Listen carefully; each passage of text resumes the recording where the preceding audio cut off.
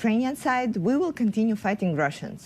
It's actually very flattering for us that after Putin said that he will take Ukraine at 2 or 3 days, in 7 months he has to announce partial mobilization to continue fighting, to continue trying to destroy us.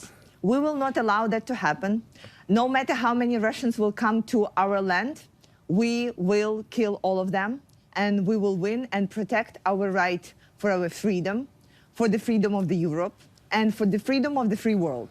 We are acting as a shield for the whole democratic world, and we will continue doing that.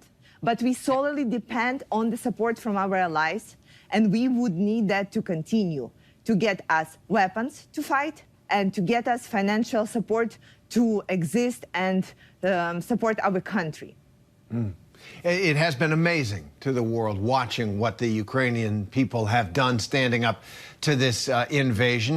And I understand you were protesting outside the United Nations today with fellow Ukrainians. Why? Well, what's your message you're trying to send to the United Nations and to Russia?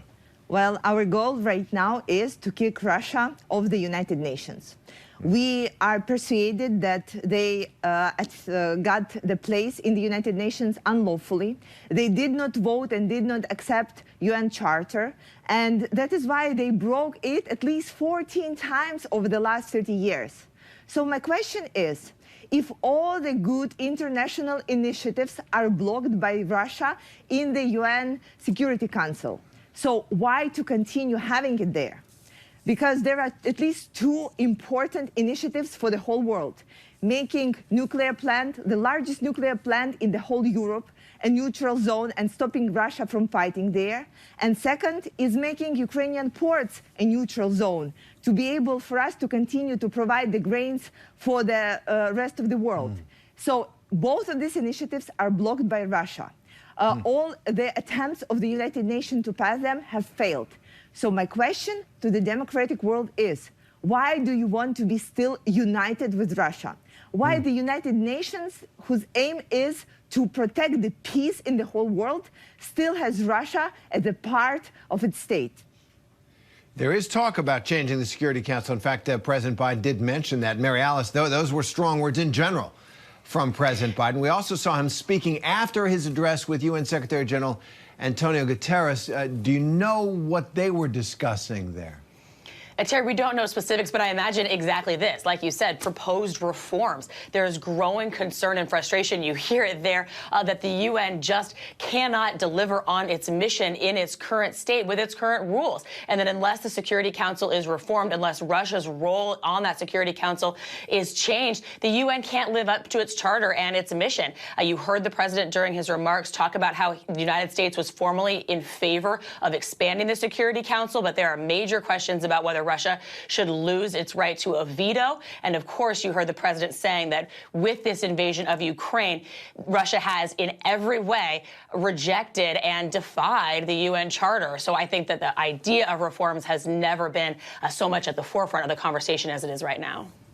Might be hard to accomplish, but Kira, I was in Ukraine a couple of times this year and struck, as everyone is, by the spirit of the people, by the morale, the iron will to stand up and defeat Russia. But Ukraine has taken terrible losses as well. What is the mood there at this point as the war grinds on now for almost the entire year? We are extremely motivated because of the recent counteroffensive of Ukrainian forces. We know that right now the whole world sees what we have been telling everyone for the last 6 months. If we are provided with enough weapons, we are able to push Russians back, and we will push Russians back. Right now, we are liberating more and more Ukrainian territories, and it is critically important to do that before the winter hits, because it will be extremely hard to fight during the winter. And this is why we are calling for more weapons, more support, because you see the results, you see the facts. If we have, and we are facing Russian forces not empty-handed, we are pushing them back.